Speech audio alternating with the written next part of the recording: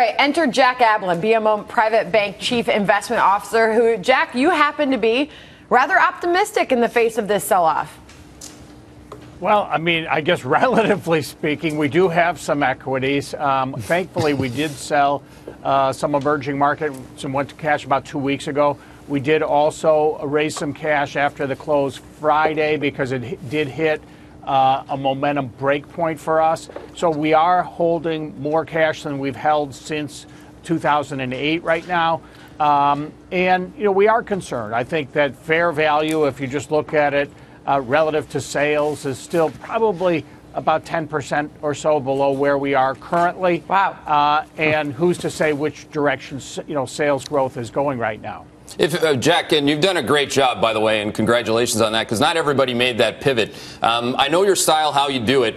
When you think about relative value and you think of what I just said on growth, how do you start to calculate what the downside is to the actual valuation if the growth numbers aren't yet baked in?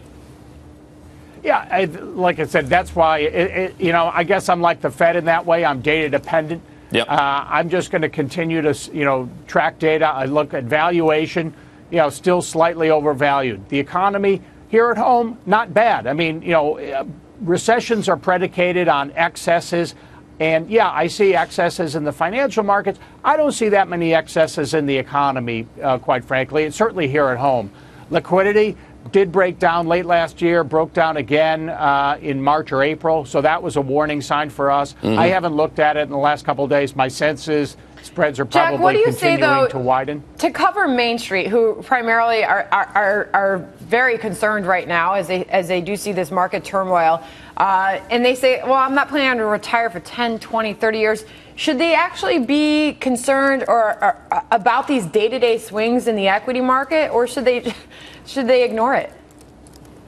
No, I mean, I think they shouldn't be concerned about day-to-day swings, and I don't think the market is so dramatically overvalued that we have what I would call a bubble or anything that, you have to necessarily get out of the way. But, the fact is my clients are individuals. They like to make money when there's an opportunity to make money. They don't want to lose anything. The fact is that their portfolio is tied right to their lifestyle.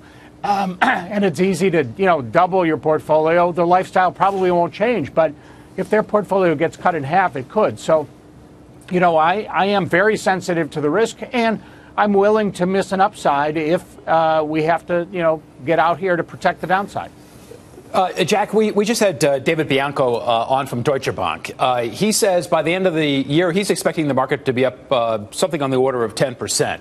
You're saying that you see 10% overvaluation still. Do you see it going down 10%?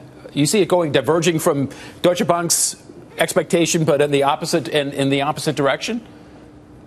Yeah, I mean, that's certainly a potential. But, keep in mind, I'm looking at values relative to fundamentals.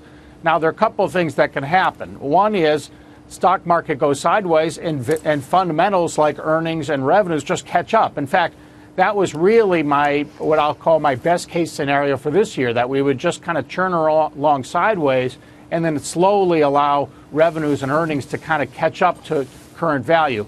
Now, it seems like stocks are actually coming down to meet valuations where they currently are. If that's the case, we're down another 10%.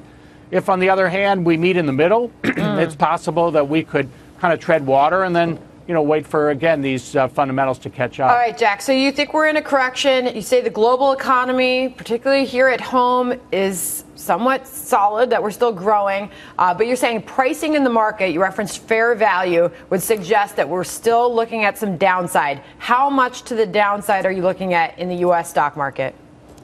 Sure. So if we were to just go ahead and close that valuation gap right away without waiting for fundamentals to catch up, my sense is probably 10 to potentially 12% or so from here. So it's not, I'm not looking for the bottom to fall out. Mm-hmm. And on the other hand, everyone's, flapping their arms about China's slowing, and it will impact a lot of emerging economies. But, keep in mind, I think it was last year we imported nearly 300 billion more product and services from China than they imported from us. So the net effect is, lower prices is probably a net positive for us. While you're saying you're not overall. expecting the bottom to fall, a 10 to 12% sell-off from where we are right now would still be pretty painful for a lot of people in this market. But Jack Ablin, thank you so much for joining us this morning. All right, Thank you. breaking news.